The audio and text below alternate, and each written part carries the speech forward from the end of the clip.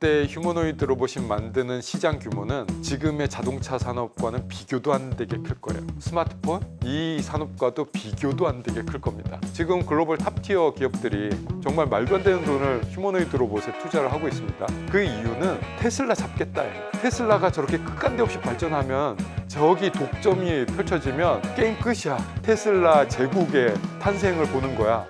테슬라의 독점을 막아야 돼요. 그러다 보니 옵티머스를 어떻게든 따라잡아야 됩니다. 2000년에 상용화되는 로봇들이 이제 나옵니다. 21년부터 시작한 걸로 보여요. 그때쯤에는 휴머노이드 로봇은 돈이 안 돼 라고 사람들이 고정관념을 다 갖고 있을 때였어요. 인간의 일을 어느 정도까지 할 수 있을까? 휴머노이드 로봇 하나 움직이려면 엔지니어들이 막 수십 명이 몇 날 며칠을 밤새 가면서 프로그래밍해서 겨우 어떤 시연 하나 보여주는데 상품화할 수 있다고? 이건 불가능하지 라고 고정관념이 있을 때였어요. 그때 시작했다고요. 그때 일론 머스크는 다른 걸 본 거예요. 저 휴머노이드 로봇을 테슬라 공장 안에 넣어서 인간들이 작업하는 저 공정을 휴머노이드 로봇이 할 수 있다면 그러면 자동차 만드는데 돈이 얼마나 들까? 그리고 나서 정말 빠르게 움직였습니다. 다른 사람들은 생각하지 못하고 있을 때 테슬라가 자랑하는 기술 FSD. Tesla is arguably the world's biggest robotics company because our cars are like semi-sentient robots on wheels. And with the full self-driving computer and all of the neural nets, it kind of makes sense to put that onto a humanoid form. 자율주행 기술을 휴머노이드용으로 변환시켰어요. 생각해보면 그렇게 많이 다르진 않아. 테슬라가 만들어 놓은 그 자율자동차들 그거 조금만 변형시키면 휴머노이드 로봇용으로 될 수 있는데 그리고 나서 인공지능을 어떻게 잘 쓸 수 있는가를 계속 보여주고 있습니다. 처음에 시간차 그게 경쟁력으로 지금 만들어지고 있는 것 같아요. 22년에 처음 로봇을 보여줬을 때는 많은 비평가들이 에이 저게 뭐야 저것밖에 안 돼? 이런 얘기 많이 했습니다. 그런데 그 뒤에 23년에 보여준 로봇의 성능은 뭐야 저런 게 돼? 라는 거였고 24년에 보여준 성능은 현장에 투입해도 되겠네? 이런 정도로 속도전을 펼치고 있어요. 먼저 시작했고 빠르게 가고 있고 이것으로 경쟁력 차이를 만들어서 진입장벽을 높이겠다라는 전략을 쓰고 있는 것 같습니다. 지금까지 휴머노이드 로봇은 연구개발품 정도였어요. 그래서 뭐 잘 뛰고 잘 걷고 그리고 좋은 퍼포먼스를 한번 보여주면 야, 잘 만들었다 이렇게 얘기를 했거든요. 그런데 지금은 양상이 다릅니다. 더 싸게 품질 좋게 만드는 경쟁이 벌어지고 있습니다. 다시 말해서 상품화 경쟁이 벌어지기 시작했어요. 완전히 다른 종류의 로봇 시대로 들어왔다. 아무래도 미국에 옵티머스를 만들고 있는 테슬라가 경쟁력으로는 가장 앞서 있습니다. 상품을 기준으로 봤을 때 어떤 것이 상품의 가장 큰 가치냐라고 보면 품질 좋고 가격이 싼 거예요. 일론 머스크가 2만 불에 공급하겠다라는 목표를 제시했을 때 정말 저게 가능한가? 그거 불가능한 가격 아니야? 라고 하고 있는데 이제는 2만 불 괜찮아 될 것 같아 라는 시선으로 바뀌고 있거든요. 그렇게 가격을 싸게 만들 수 있는 방법들이 보이고 있고 싼 게 비지떡 뭐 이런 식으로 싸구려 로봇을 만드는 게 아니라 가장 품질 좋게 만들어내고 있어요. 아무래도 발전 속도는 미국이 가장 빠르죠. 그런데 중국이 정말 빠르게 쫓아가고 있어요. 중국과 미국의 경쟁이 정말 치열하게 벌어지고 있습니다. 그런데 중국 기업 같은 경우는 AI 쪽으로는 테슬라처럼 보여주고 있지는 않지만 운동 성능만으로는 테슬라의 옵티머스에 필적할 만한 성능을 지금 보여주고 있거든요. 그래서 중국 기업이 AI를 어떻게 휴머노이드 로봇에 잘 접목시키느냐에 따라서 중국 로봇이 미국 로봇을 따라잡는 그 수준이 결정이 되지 않을까. 현대자동차가 소유하고 있는 보스턴 다이나믹스는 몇 년 전까지만 해도 명실상부 세계 최고였어요. 야, 보스턴 다이나믹스를 따라잡을 수 있는 회사는 없다 이렇게 생각을 했었는데 테슬라가 그거를 역전을 한 거로 보입니다. 운동 성능만을 보여주는 거는 아직까지도 보스턴 다이나믹스가 더 좋아요. 그거는 부정할 수 없을 겁니다. 그런데 이제는 로봇이 어떤 퍼포먼스를 잘 하는 이런 시대가 아닌 거예요. 로봇을 가지고 어떻게 부가가치를 만들어낼 수 있는가의 시대로 넘어왔습니다. 즉 상품화의 시대로 넘어왔어요. 그러다 보니까 이전에 보스턴 다이내믹스가 보여줬던 그런 뛰어난 운동 성능이 그렇게 장점으로 보이지가 않아요. 이제는 공장에서 어떤 일을 할 수 있는데 라는 물음을 던지는 시대가 된 거예요. 공장 안에서 뭐 덤블링 할 필요는 없잖아요. 그래서 테슬라가 공장 안에서 막 이런저런 일을 하는 걸 보여주니까 거기에 더 값어치를 더 쳐주게 된 거죠. 그래서 좀 결은 좀 다릅니다. 그런데 보스턴 다이내믹스도 좀 생각을 바꾸고 있는 것 같아요. 그래서 현대자동차 공장 안에서 벌어질 수 있는 일들을 가지고 연습을 하기 시작을 했어요. 그리고 이제는 일할 거야 라고 선언을 했기 때문에 이 경쟁 구도가 어떻게 될지는 좀 봐야 되겠습니다만 테슬라가 이미 먼저 많이 했어요. 그렇기 때문에 테슬라가 상업화 경쟁에서는 분명 앞서가고 있는 것으로 보입니다. 그런데 이 국면에서 주목해봐야 할 만한 회사가 하나 더 있어요. 엔비디아. 테슬라의 대항군으로서 굉장히 강력하게 떠오르고 있습니다. 앞으로 휴머노이드 로봇 시장은 엔비디아 연합군 대 테슬라로 재편되지 않을까라는 상상을 하고 있습니다. 왜냐하면 엔비디아가 올해 코스모스 플랫폼을 발표를 했잖아요. And so we would like to create a world, we need a world foundation model. Today we're announcing a very big thing. We're announcing NVIDIA Cosmos, a world foundation model. 이게 의미하는 바가 너무나 커요. 제가 휴머노이드 로봇을 계속 AI를 중심으로 봐야 된다라고 말씀을 드리고 있는데 AI의 하나의 폼팩터로서 휴머노이드 로봇을 바라봐야 되는 게 맞다고 보고 있습니다. 엔비디아가 올해 코스모스라는 플랫폼을 선보였죠. 이 코스모스 플랫폼은 뭐냐면 휴머노이드 로봇의 AI를 완성시켜 주겠다라는 얘기예요. 그래서 휴머노이드 로봇 만드는 기업들 그 AI 만드는 거 너무 그렇게 어려워하지 말고 그냥 엔비디아가 제공해 주는 솔루션을 그냥 써. 그러면 잘 될 거야 라고 유혹을 하고 있는 거거든요. 젠슨 황이 이런 얘기를 했어요. 우리는 휴머노이드 로봇 회사와 경쟁하지 않습니다. 우린 친구가 될 거예요 라는 말을 그렇게 한 거죠. 다 자기 연합군이 되라는 얘기입니다. 이 구도가 어떻게 보이냐면 2007년에 스티브 잡스가 아이폰 들고 나왔을 때 애플과 안드로이드 연합군의 구도하고 비슷해요. 애플도 iOS부터 시작을 해갖고 휴대폰 단말기 자기들이 다 만들었잖아요. 그 안에서 벌어지는 그 생태계 이것도 자기들 위주로 다 조직을 했습니다. 그래서 애플이 세상에 혁신을 가져오는 그런 것을 우리가 봤잖아요. 그런데 대항군이 생겼죠. 그걸 가만히 두지 않아요. 독점 시장을 만들게 가만히 두지 않습니다. 다른 사람들은 안드로이드라는 플랫폼에 소프트웨어 플랫폼에 OS에 다 몰려들었어요. 그래서 안드로이드를 중심으로 휴대폰 단말기 만들 수 있는 회사들이 다 연합군을 형성을 해서 애플에 대항을 했죠. 너무나 비슷해 보여요. 테슬라가 애플 같아요. 테슬라가 인공지능부터 액추에이터부터 휴머노이드 로봇 시스템 인테그레이션까지 모든 걸 다 하고 있어요. 그리고 생태계도 자기네들이 만들 거를 예상을 하면서 사업을 추진을 하고 있는 걸로 보여집니다. 그래서 이걸 그냥 가만 보고 놔둘 거냐? 안 되겠는 거죠. 휴대폰보다 스마트폰보다 더 큰 변화를 가져올 이 휴머노이드 로봇을 독점을 준다? 이거는 좌시할 수 없는 일입니다. 그래서 엔비디아가 깃발을 들고 나온 거예요. AI 다들 어려워하고 있는데 엔비디아가 도와줄게. 엔비디아가 시뮬레이션 툴도 만들고 여기 와서 다 훈련해. 엔비디아가 파운데이션 모델도 만들어 줄 테니까 여기 와서 파운데이션 모델 만들어 갖고 생성해 갖고 가져가. 다 무료로 해줄게. 그러니까 휴머노이드 로봇 만드는 사람들 나랑 같이 하자 라고 얘기를 하고 있는 겁니다. 그러고 나면 엔비디아는 뭐 봉사활동하는 게 아니잖아요. 퍼주는 것 같아 보이지만 사실은 여기에는 엔비디아의 전매 특허의 전술이 들어가 있죠. 엔비디아가 GPU를 만드는 그래픽 카드를 만드는 회사에서 AI의 중심에 설 수 있었던 거는 그 GPU를 쓸 수밖에 없게 만드는 전술을 쓴 거예요.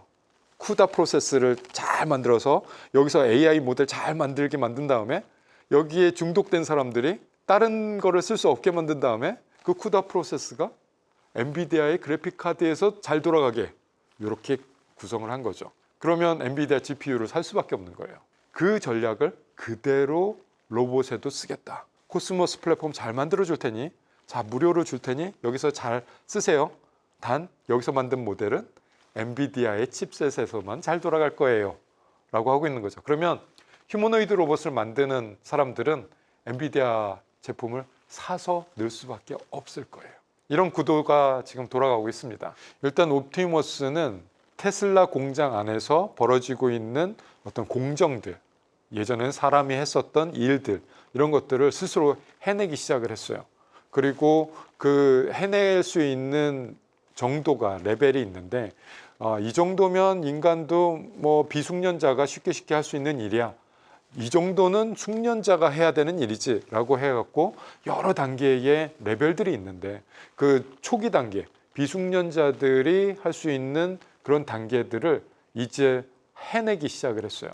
원래 인간 세상에서 벌어지는 이런 공장에서 벌어지는 일들, 이런 것들은 정형화되지 않은 일들이 상당히 많아요.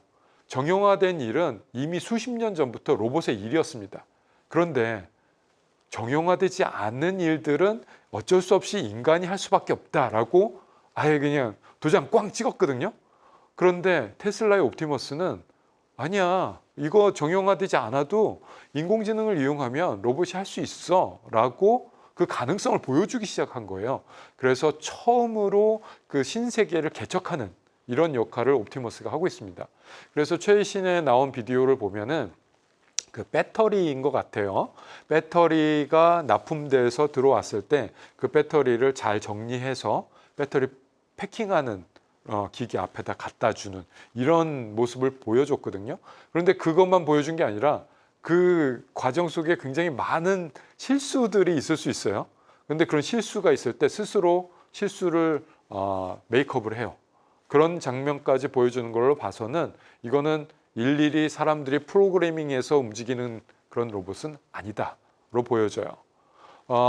얼마 전에 테슬라가 위 로봇이라는 행사를 하면서 사람들하고 뭐 로봇이 인터랙션하는 상호작용하는 모습들을 보여줬거든요. 그랬을 때 저거 그 원격 조종 아니야? 원격 조종을 한 거 맞지? 그 별거 아니네. 뭐 이런 비아냥거리는 이런 일이 있긴 했었어요. 원격 조종 맞았습니다. 하지만 중요한 거는 공장 안에서 벌어지는 일은 실제로 테슬라의 옵티머스 로봇이 스스로 하고 있다라는 거예요. 그래서 어느 정도 정형화를 이 정도는 좀 정형화할게, 여기서만 좀 잘해봐 라고 해주면 그 안에서는 옵티머스 로봇이 인공지능으로 자기가 스스로 일을 수행하는 정도까지 갔다. 여기까지 간 로봇이 지금 별로 없습니다. 미국에 있는 피규어의 로봇 정도, 그리고 앱트로닉이라는 신생 회사가 있는데 이 정도 회사가 좀 할 수 있는 정도예요. 그렇기 때문에 다른 기업하고는 수준 차이가 좀 많이 난다라고 볼 수 있죠. 지금 글로벌 탑티어 기업들이 정말 말도 안 되는 돈을 휴머노이드 로봇에 투자를 하고 있습니다. 그 이유는 테슬라 잡겠다예요. 테슬라가 저렇게 끝간데 없이 발전하면 저기 독점이 펼쳐지면 끝난다. 게임 끝이야. 이거는 산업이고 뭐고 없어. 그냥 테슬라 제국의 탄생을 보는 거야 라고 여겨지고 있는 거거든요. 그래서 테슬라의 독점을 막아야 돼요. 그러다 보니 옵티머스를 어떻게든 따라잡아야 됩니다. 그래서 할 수 있는 게 투자죠. 그래서 피규어 같은 회사에 어마어마한 돈을 투자를 한다던가, 아마존은 디짓이라는 회사에 어마어마한 돈을 투자한다던가, 이런 일들이 벌어지고 있는 거 아닐까라는 생각을 합니다. 지금 엔비디아가 뿌려주고 있는 그런 소프트웨어들을 저희 휴머노이드 로봇에 넣고 해보고 있거든요. 예전에는 한참 걸렸을 기술이 지금 뭐 한 몇 시간? 며칠? 이 단위로 그냥 돼요. 그러다 보니 이 엔비디아 연합군에 승선을 해서 대항을 한다면 이거 가능하겠구나 라는 것을 직접 체험을 하고 있습니다. 우리만 그러겠느냐는 거죠. 전 세계의 휴머노이드 로봇 기업이 저희 A로봇 하나 있겠어요? 아니죠. 전 세계에 있는 휴머노이드 로봇 기업들이 얼마나 더 빠르게 발전할 것인지를 엔비디아와 함께 본다면 이 테슬라의 대항 구도로서 아마 좋은 비교가 되지 않을까 생각을 합니다. AI를 얼마나 잘 쓰느냐에 따라서 어떤 공정을 할 수 있느냐가 결정이 될 겁니다. 뭐니 해도 AI죠. 물론 신체적인 것도 중요해요. 손을 얼마나 잘 만드느냐. 어쨌든 일은 손이 하니까 그 손을 잘 움직이게 만들기 위해서 팔을 또 얼마나 잘 만드느냐. 이런 것도 부가적으로 굉장히 중요할 겁니다. 그래서 테슬라가 보여주는 비디오를 보면 손을 굉장히 강조를 해요. 그런 측면에서 보면 손도 하나의 굉장히 큰 도전 과제임에는 분명해요. 그럼에도 불구하고 AI가 가장 큰 걸림돌 또는 넘어야 될 산이 될 겁니다. 지금 AI가 어느 정도 수준이냐면 지금 이런 일은 이렇게 해야지라는 결정까지는 할 수 있어요. 지금 이런 상황이 펼쳐졌어? 그러면 나는 이런 일을 해야지 라는 결정과 행동까지는 할 수 있는 수준까지 갔어요.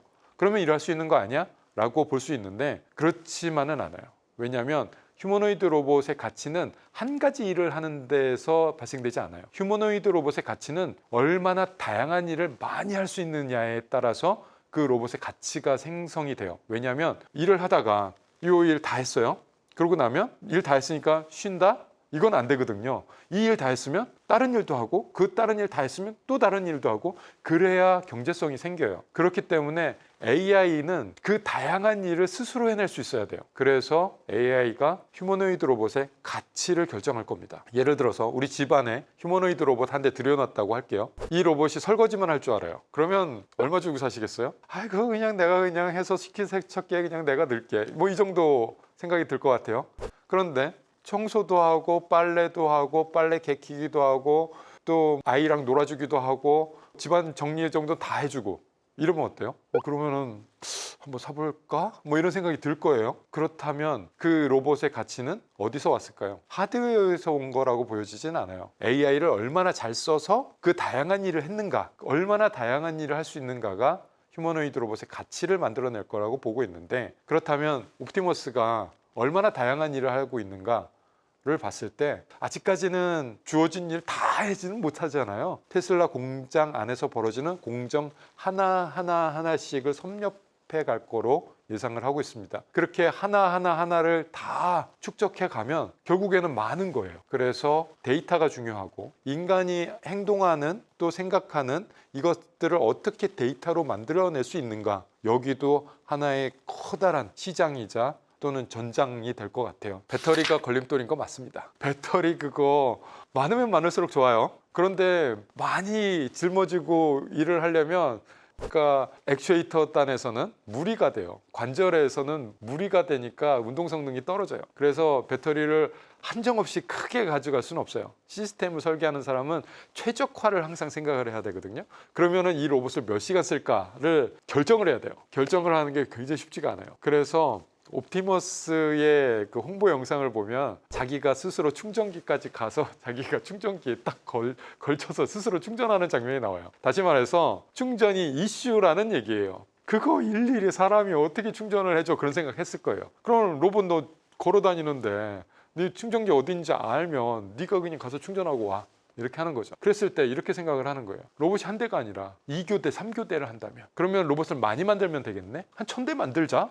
이러는 거죠. 그래서 한 3교대 돌려, 4교대 돌려, 뭐 이런 생각을 하고 있는 게 아닌가. 그래서 일을 하고 배터리 다 된 로봇은 지가 스스로 충전기까지 가서 충전하고 충전 다 됐으면 다시 이제 교체해주고 4교대, 5교대 뭐 이렇게 한번 해보자. 이게 처음 생각 아닌가라고 추측해 볼 수 있습니다. 그래서 배터리 이슈는 이제 인기응변으로 넘어갈 수는 있는데 그게 과연 미래의 완벽한 모습이냐? 그렇지는 않을 겁니다. 배터리 한번 충전했으면 한 8시간은 써야죠. 아니야. 잠자는 시간에 충전했으면 낮 시간에는 그냥 계속 일해야지. 뭐 이 정도 생각까지 갈 것 같아요. 그러면 배터리를 어떻게 잘 만드느냐에 따라서 사람들은 더 좋은 배터리를 가진 로봇을 선호할 수 있습니다. 전기자동차용 배터리와 휴머노이드용 배터리는 다릅니다. 달라요. 요구하는 바가 달라요. 그래서 조금 더 다르게 최적화를 해주면 더 좋게 쓸 수 있습니다. 그렇기 때문에 배터리 산업도 지금 전기자동차에서 멈출 게 아니라 더 큰 시장이 될 휴머노이드 산업에 눈길을 돌려야 되는 거 아닌가라는 생각을 합니다. With regard to Optimus, obviously I'm making, these revenue predictions that sound absolutely insane. The normal internal plan calls for roughly 10,000 Optimus robots to be built this year. But will we succeed in making several thousand? Yes, I think we will. 그런데 지금도 테슬라의 홍보 영상들을 보면은 로봇들이 수십 대예요. 수십 대의 로봇을 세워놓고 학습을 하고 있습니다. 로봇이 중요한 게 어떤 퍼포먼스 하나를 잘한다도 있지만 그 로봇이 얼마나 오랫동안 고장나지 않고 사용되느냐, 이것도 중요하잖아요. 이런 거는 품질하고 관계가 있어요. 품질을 향상시키기 위해서 어떤 전략을 쓸 것인가 라는 생각을 했을 때 1000대 정도는 만들어서 계속 테스트 해보면서 해야 되지 않나? 라는 생각할 수 있을 것 같습니다. 1000대를 만드는 게 가치가 있는가 아니냐, 이런 생각이 더 중요한 생각이었을 것 같아요. 그리고 생산하는 능력을 의심하는 사람은 없을 것 같아요. 테슬라는 가능하겠죠? 그 자본과 그 인력과 그 시설이 있는데 불가능하진 않을 거예요. 단지 결정의 문제라고 보여집니다. 테슬라는 처음부터 끝까지 자기들이 다 만듭니다. 액추에이터부터 시작을 해갖고 시스템 인테그레이션까지 자기네들이 다 해요. 그렇기 때문에 규모라든가 생산 능력이라든가 이런 것을 의심하지는 않고요. 단지 그 1000대를 어떻게 쓸 것이냐 라는 것에 주목을 해야 되지 않나 라는 생각을 해요. 그 1000대를 가지고 어떻게 데이터를 수집할 것이며 어떻게 신뢰성 테스트를 할 것이며 이런 1000대의 결과를 바탕으로 앞으로 26년에는 어떠한 스테이지로 넘어갈 것이냐, 여기가 굉장히 주목해서 봐야 될 관전 포인트라고 봅니다.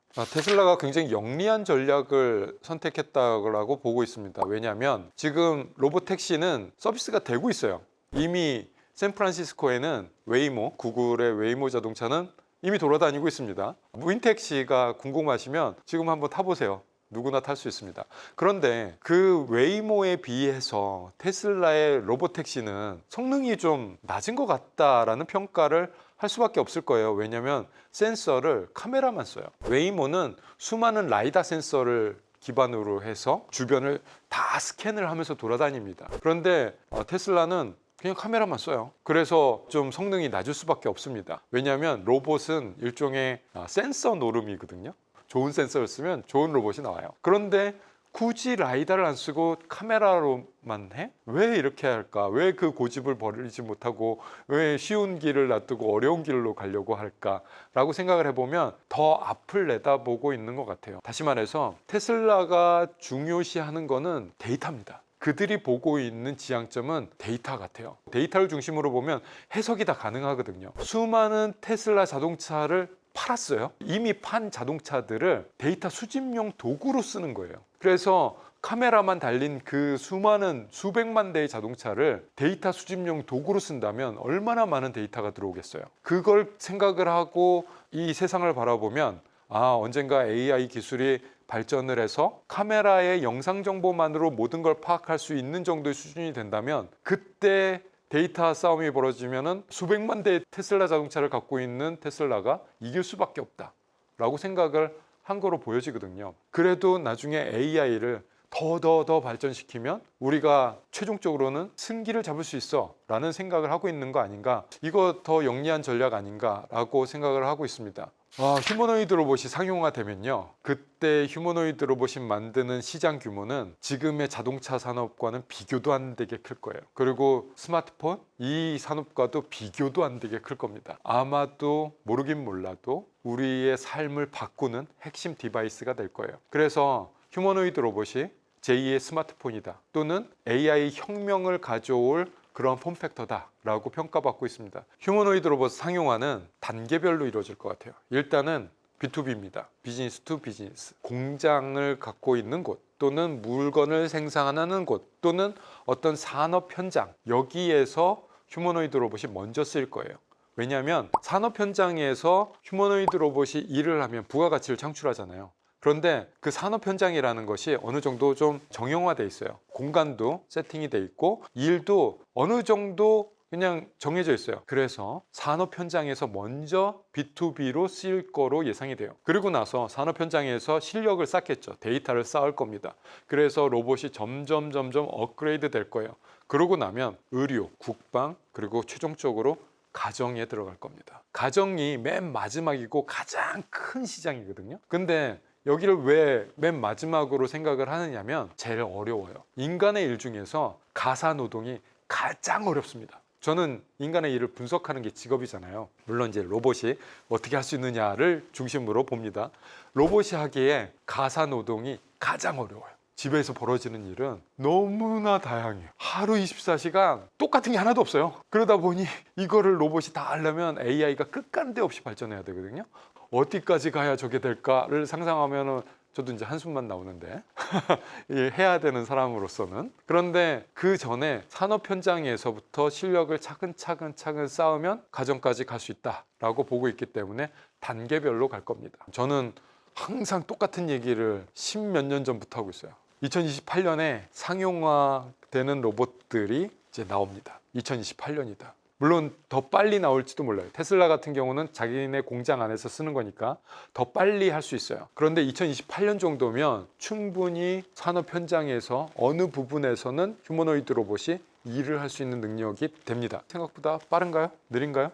모르겠습니다. 그래서 2030년대에 진입을 하면은 휴머노이드 로봇 굉장히 많이 쓰이는 것을 보실 거예요. 그리고 가정에는 언제 들어갈지 그건 좀 예측하기 좀 어려워요. 거기까지는 아직까지도 넘어야 될 산들이 너무 많아서. 하지만 20년대 후반, 30년대 초반에는 휴머노이드 로봇으로 부가가치를 만드는 일, 이게 현실이 될 거라고 보고 있습니다. 휴머노이드 로봇을 구성하는 데 있어서 필요한 기술들이 있거든요. 지금까지 어떠한 발전 속도를 보였느냐 그랬을 때 저는 이제 발전 속도를 그래프로 그릴 수 있잖아요. 그리고 이 산업 현장에서 쓰이려면 요 정도 수준은 돼야 돼 라고 제 마음속으로 딱 그은 선이 있거든요. 그 선이랑 발전 속도랑 만나는 지점이 28년이에요. 그렇기 때문에 28년에는 많은 곳에서 휴머노이드 로봇을 쓸 수 있을 것 같다라고 예측을 하고 있습니다. 네, 골드만삭스가 예상을 한 게 있죠. 그런데 저는 좀 보수적으로 잡은 거 아닌가? 라는 생각을 합니다. 거기서 계속 리포트를 내고 있습니다. 그런데 리포트를 낼 때마다 작년에 했던 리포트를 수정을 하면서 또 내요. 내가 조금 더 크게 잡았어야 되는데 반성을 하면서 더 커질 거야. 그만큼 시장이 빠르게 우리 곁에 다가오고 있다라고 반증할 수 있지 않을까 보고 있습니다. 일단 지금 로봇들은 어떤 특정한 하나의 목적을 잘 수행하는 로봇들이 상품화가 돼서 나오는 시기 맞습니다. 2020년대까지는 어떤 하나의 목적을 잘 만드는 로봇, 예를 들어서 뭐 서빙이라든가 배달이라든가 이런 거 잘 만드는 로봇들이 눈에 많이 보일 거예요. 그런데 휴머노이드 로봇으로 진입을 하게 되면 이 시장 규모는 어마어마하게 확대될 거고 정말 무한대의 가능성을 갖고 있기 때문에 이 휴머노이드 로봇 시장으로 넘어오는 순간 다른 로봇들은 거의 보이지 않을 것 같은 느낌이에요. 그래서 지금은 일단 하나의 목적을 잘 수행하는 로봇을 만드는 곳이 어디야? 를 봐주시고, 그런데 이게 장기적으로는 휴머노이드 로봇으로 넘어갈 거야 라는 생각을 하시면서 로봇을 바라보셔야 되지 않나 그렇게 보고 있습니다.